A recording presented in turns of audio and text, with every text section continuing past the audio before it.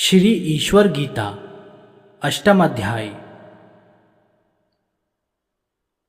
हे ब्राह्मणों में श्रेष्ठ मुनिगण, पूर्व अध्याय में कथित ज्ञान से विलक्षण ज्ञान मैं आप सबको सुनाता हूँ। यह ज्ञान ऐसा है जिसे जानकर जीव घोर संसार सागर से तर जाता है। मैं सबसे बड़ा शांत, सनातन, निर्मल, अविकारी, एक भगवान केवल और परमेश्वर स्वरूप से शास्त्र में प्रतिपादित हूं। मेरी माया, जिसे त्रिगुणात्मक प्रकृति भी कहते हैं, वही समस्त भूतों का कारण है। उसे महद इसलिए कहते हैं कि सब कार्यों से महत्व गुण विशिष्ट है। उस महद ब्रह्म रूप योनि में समस्त भूतों के कारण हिरण्यगर्भ के जन्म का बीज मैं बोता हूं। उसी से यह जगत उत्पन्न होता है, इसलिए इसे भी माया का ही कार्य कहते हैं। माया इसका मूल है। प्रधान पुरुषात्मा महद, जो समस्त भूतों के आदि में प्रकट होता है। तन्मात्राएं अर्थात शब्द, स्पर्श, रूप, रस और गंध, मन, स्थूल पांचों भूत और इंद्रियां पश्चात क्रम से उत्पन्न हैं। प्रथम करोड़ों सूर्य के समान प्रभा वाला हिरणमय अंड का आविर्भाव होता है। उसी में महाब्रह्मा मेरी शक्ति से संयुक्त होकर प्रकट होते हैं। नाना प्रकार जितने जीव देखने में आ रहे हैं, ये सब तन्मय अर्थात प्रकृतिमय ही हैं, और मेरी माया से मोहित होने के कारण जगत के पिता मुझे नहीं जानते हैं। जिस योनि में ये सब मूर्ति को धारण करते हैं, उस परा योनि को माता तथा मुझे पिता कहते हैं। जो कोई इस प्रकार जगत का बीज प्रभु और पिता स्वरूप वाला जानता है, वह वीर पुरुष समस्त लोकों में कभी भी मोह को नहीं प्राप्त होता।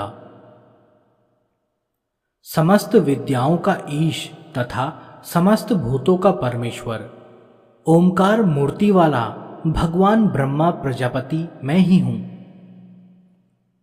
समस्त भूतों में सम रूप से स्थित, विनाश को प्राप्त होने वालों में न नष्ट होने वाले मुझ परमेश्वर के स्वरूप को जो जानता है, वही जानने वाला है। सर्वत्र संभाव से मुझ परमात्मा के स्वरूप को देखने वाला किसी भी प्राणी की हिंसा नहीं करता है।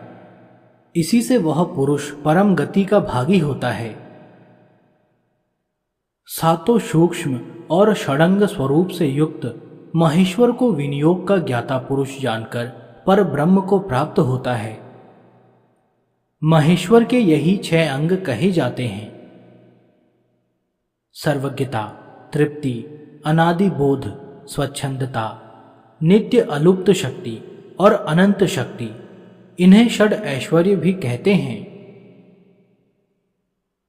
5 तन्मात्राएं, मन और आत्मा, ये ही 7 सतत्व सूक्ष्म कहे जाते हैं।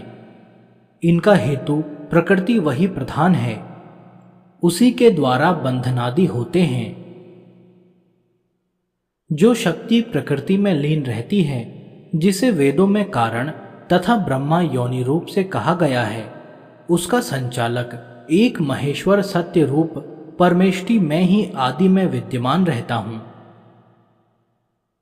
सब में बड़ा होने से ब्रह्मा, समस्त भूतों के साथ व्यापक रूप से योग रखने से योगी, जीवात्माओं से उत्कृष्ट होने से परमात्मा, गुण विशिष्ट होने से महियान आकाश में भी व्यापक, वेद से ही जानने योग्य, सबसे प्रथम होने से एकमात्र पुराण, जगत का लय होने से रुद्र, प्राण वियोगानुकूल व्यापार का नियामक होने से मृत्यु, स्फुट न होने से अव्यक्त, सबका मूल कारण, सर्व स्वरूप वाला एक देव, वही सब रूप से कहा जाता है।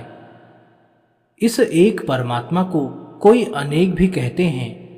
वे पृथक पृथक नामों से उसका व्यापार करते हैं। अणु से भी अणु, बड़ों से भी बड़ा, महियान विश्व रूपात्मक महादेव शास्त्रों में प्रतिपादित होते हैं। यही भाव उपनिषद में भी आए हैं। आत्मदेव छोटों से भी छोटा और बड़ों से भी बड़ा वह बुद्धि रूप गुहा में प्रकाशित हो रहा है। संकल्प रहित वीत शोक मनुष्य ही धातुओं के विकार से रहित होकर उसकी महिमा को देखते हैं।